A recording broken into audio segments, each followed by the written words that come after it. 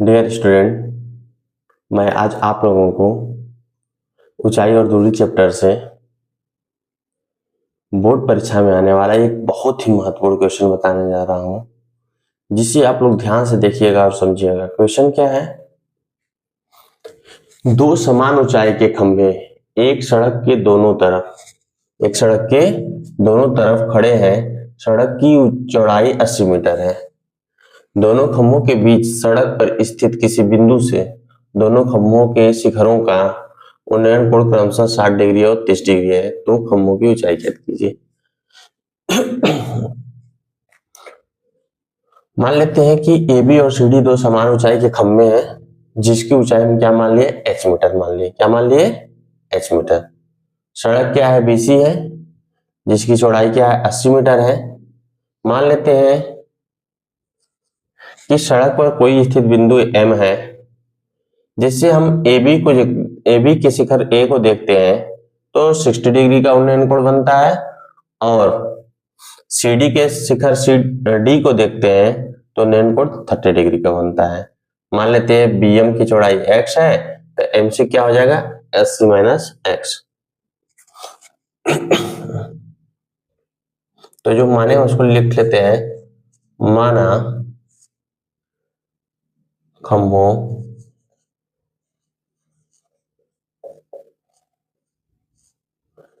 AB तथा CD की ऊंचाई h मीटर है। क्या हो जाएगा? AB equal to CD equal to h metre. और क्या मान लिए?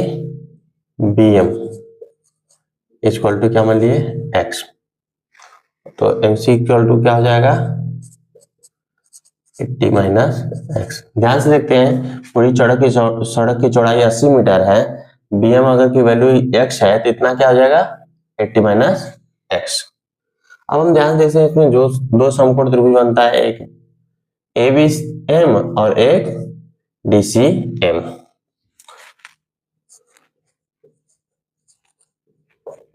समकोण त्रिभुज ABM में क्या हो जाएगा? tan 60 हो जाएगा। क्या हो जाएगा? tan 60।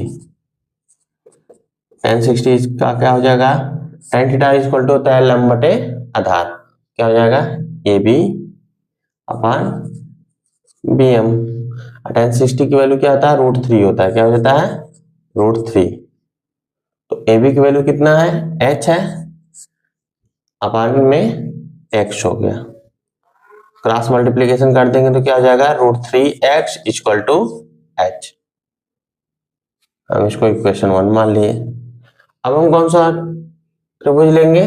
त्रिभुज DCM में।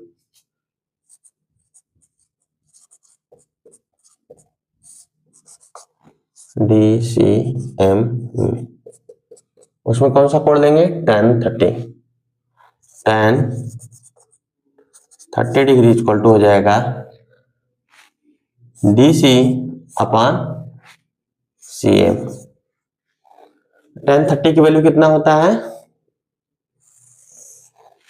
tan 30 की वैल्यू होता है 1/√3।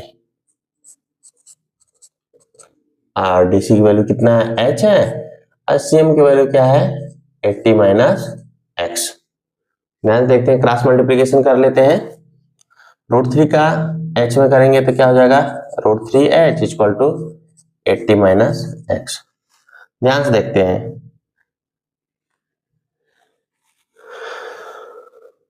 तो h इक्वल टू क्या है? √3x है। h इक्वल टू क्या है? √3x है।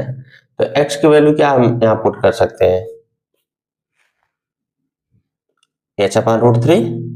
यहीं से अगर हम h की वैल्यू निकालें तो क्या हो जाएगा? x equal to h upon √3 हो जाएगा। रख लेते हैं, तो √3h equal to 80 minus h upon √3। 80 को हम क्या लिखते हैं? 80 अपॉन 1 लिख सकते हैं। इसका एलसीएम कितना हो जाएगा? √3। 80√3 माइनस h इक्वल टू क्या हो जाएगा, √3h। यहाँ देखते हैं, यहाँ से क्रॉस मल्टीप्लीकेशन करेंगे, √3h में √3 का मल्टीप्लाई करेंगे तो कितना हो जाएगा, 3h equal to 80√3 minus h। ये h इधर आएगा तो क्या हो जाएगा, प्लस हो जाएगा। तो 3h plus h equal to 80√3, 3h plus h करेंगे तो कितना हो जाएगा, 4h इक्वल टू 80√3। अब हमें h की वैल्यू कितना आ गया, ये 4 मल्टीप्लाई उधर जाके क्या हो जाएगा, डिवाइड हो जाएगा। 80√3/4 काट दिए, कितनी बार में कटा, 20। h equal to 20√3 metre. इस प्रकार खंभों की ऊंचाई हमें क्या प्राप्त हो गई, 20√3 मीटर।